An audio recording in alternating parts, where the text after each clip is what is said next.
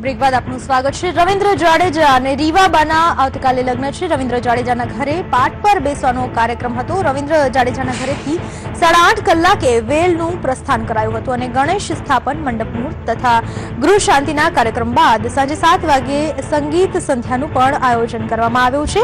સાથે જ રીવાબાના ઘરે પણ 9:30 વાગે મંડપ મુહૂર્ત બાદ બપોરે 600 મહેમાનો માટે પંજાબી ભોજનનો જમણવાર રાખવામાં આવ્યો હતો અને જમણવાર પૂર્ણ થઈ ચૂક્યો છે અને ત્યારબાદ હવે પારંપરિક રીતે રીવાબાને ઘરેથી વિદાય આપવામાં આવી છે।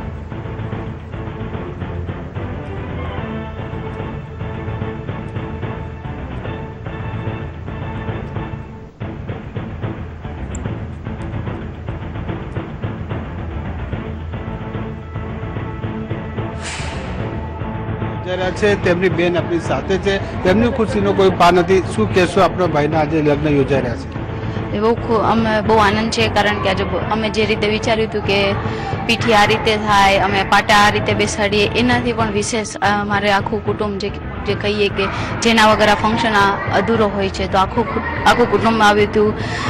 અનેરા હર્ષો ઉલ્લાસથી અમે પ્રસંગ પાર પાડ્યો છે। અમારી એક જે કહેવાય કે મંગલ પ્રસંગ અત્યારે પૂરો થયો છે।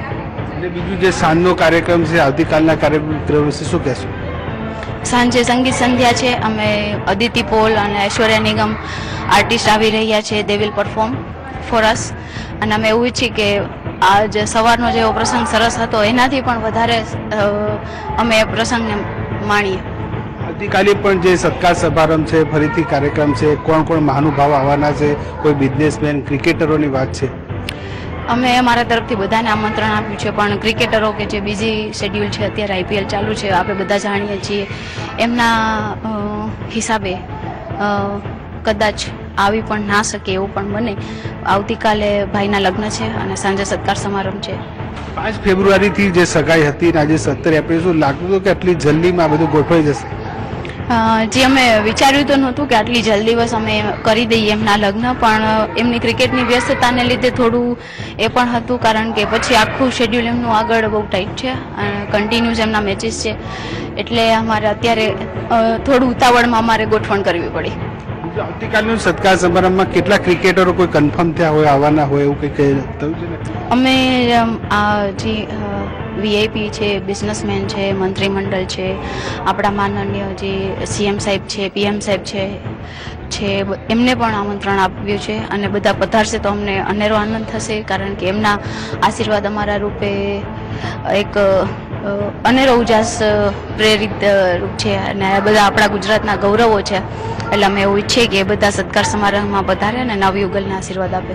મુખ્યમંત્રી આનંદીબેને જે કન્ફર્મેશન આપ્યું છે આવવાના છે એવું?